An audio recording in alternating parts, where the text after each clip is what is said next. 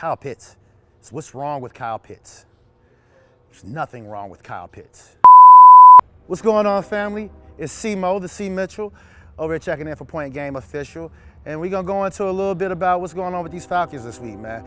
We heading into week 7, and the Falcons dominated in week 6 versus the Panthers. As I was saying, they needed to get back to the ground and pound, make sure that they were running the ball. I really love what they're doing with Bijan and Tyler Algier. This is the most ideal way that I would probably run this offense. I try to make sure that I got Bijan Robinson around 15 to 20 carries a game, 20 touches at least. I think that both of these guys should be getting somewhere in the neighborhood of 30 carries all together between the two of them. On a great day, we're looking at 35, 38 carries. The reason that this is gonna help us out going deeper into the season is because defensive backs are gonna start making business decisions. It becomes harder to tackle a 215, 220-pound running back coming at you with quickness and speed and power as the game goes on. So now they're trying to get to those spots a little bit faster so these guys aren't picking up steam. And that's what's gonna open it up deep downfield so that we can really start taking the top off the defense. One thing I've seen a lot of fans complaining about is Kyle Pitts. It's what's wrong with Kyle Pitts. There's nothing wrong with Kyle Pitts.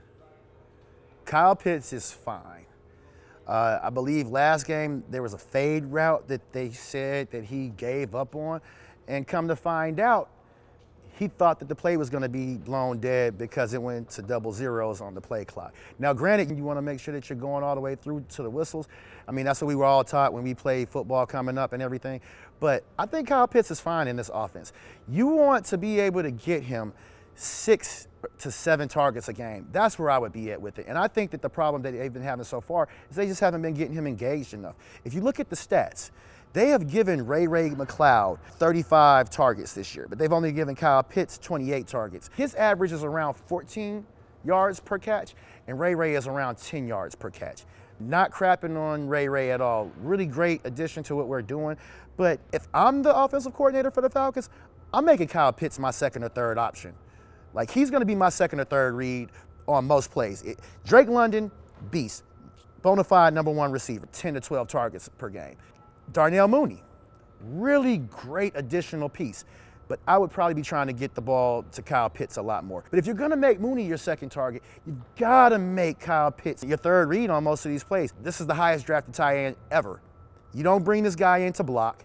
I mean, yes, you want him to be able to block, and he does those things. We've had a couple of good blocks in this game on a few runs that got sprung out. Get him some things in short area targets, but also get those seam routes. I'd throw maybe 2 or 3 of those deep routes per game, because if he couldn't play, as a lot of people are saying he sucks and they're questioning how good he is, he wouldn't be making a big play. And I think the last 3 games, he's had a catch of over 20 yards. He definitely had one with the Panthers, had one with the Bucks. With the Chiefs, he also had that long, I think, 40-yard reception as well, too. So, you know, he's done a lot with his targets. Get him the ball. Next order of business, I want to get into the defense a little bit more.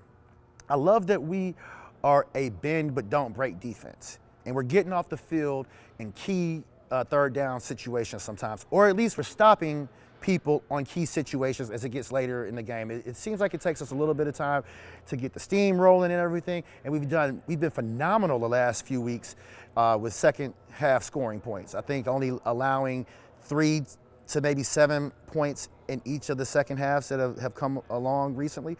So I think if we could continue with that, we'll be doing well. One of the things that people have been complaining about a lot has been the pass rush. And I don't think that we have a pass rush issue as much as we have a philosophy issue. A lot of people have been saying that we need to switch from a 3-4 to a 4-3. And I don't think that it's a matter of scheme. Again, it is a matter of philosophy. And what I mean by that is that we are running a lot of soft zone. Last year, the Falcons ran a lot of man coverage. And they tried to do it a little bit against Carolina, but they didn't do press man. I think that our cornerbacks excel at press man. We have bigger cornerbacks out there with A.J. Terrell especially. Even when we went man last week, the problem was that we were given 8-yard cushions. And even on some of these zone plays, I'd probably play a little bit more bump and let these guys jam those guys at the line of scrimmage. We've got 2 ball hawking safeties in the back who can make defenses pay severely. They mixed it up last week. I believe that going into this week versus the Seahawks, we are definitely going to try to make sure that we don't give it the big play, and that's been our main philosophy, is to not give up the big play, not give up anything deep. Make sure that we keep people in front of us, let them catch things and break up on them. So we're gonna have a lot of yardage on some of those plays. And that's partly the reason why we don't have the pass rush the way that we would want. Now, some of the other things that have been affecting the pass rush is getting people stopped and getting them into third and long situations. We did a lot better with that versus the Panthers.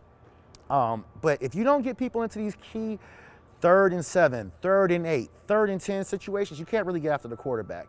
And the other issue that I've had is they've been scheming it up for Arnold Ebiketie to get free sometimes. And even going back into last year, Ebiketie has had some plays where he'll get there to the quarterback and then he's not wrapping up and he's missing the tackle on some of those sacks. So I think that those are some of the components. I don't think it's a personnel thing. I don't think it's the players, because we have some of the players from last year, and I believe that Judon is a better edge defender and a better pass rusher than Bud Dupree or Calais Campbell. I don't think it's that he can't get there. Grady Jarrett has been good. Onyemata has been good. Judon has not given us the sack totals that we want.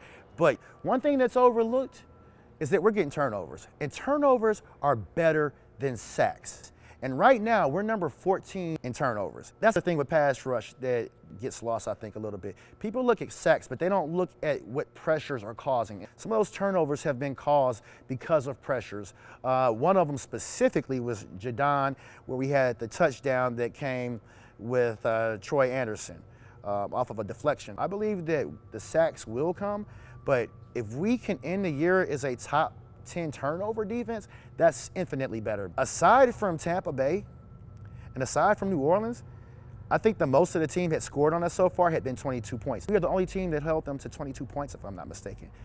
And that's good. I know Kansas City isn't where they want to be at exactly, but I think when we look at things at the end of the season, we're going to see that this defense is not nearly as bad. I would also say that I'm actually seeing the defensive line get penetration into the backfield, but the weakness has been at our linebacker play. Troy Anderson and Nate Landman have both been liabilities.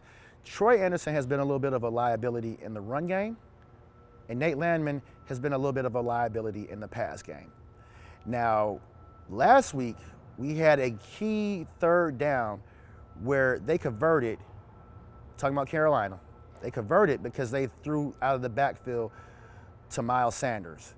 And they got a 12-yard conversion. I think it was only a 3rd and 7 or a 3rd and 8.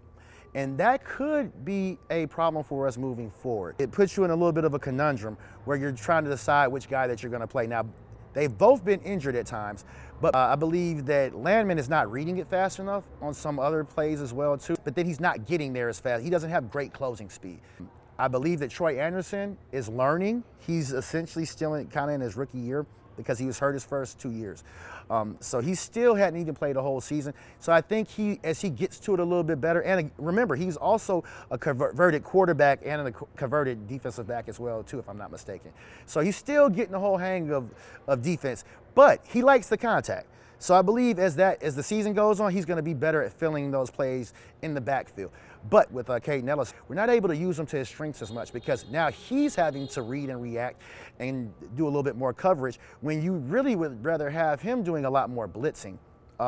I think his strengths are sending him on run blitzes, sending him on blitzes on passing downs, sometimes covering guys out of the backfield, but just letting him go. Don't make him read and react because sometimes he's not getting to those plays and reading it as fast either and getting washed up in that sauce because you're asking him to do other things that the other linebackers are not necessarily as good at. But when it comes to a 3-4 versus a 4-3, they're essentially the same thing at the end of the day, especially when you get down into nickel coverage. You can disguise them to look the same in your base formations, but when you get down into nickel coverage where you're running 5 DBs or dime where you're running 6 DBs or big nickel or any of that, you're going to run your best 4 pass rushers. And essentially that's what we've done. And I think we're in nickel like 65 to 70% of the time. So there's really no difference right there. So I think it's a little bit overblown as far as a 3-4 or a 4-3 when it's more about philosophy and being more of an attack defense. And I think that we're set up for more speed to be able to do that. So look for that moving forward. I believe that we're going to make some change. Also, I want to talk about trades. I've seen people talking about trading for Micah Parsons. I've seen them talking about Max Crosby.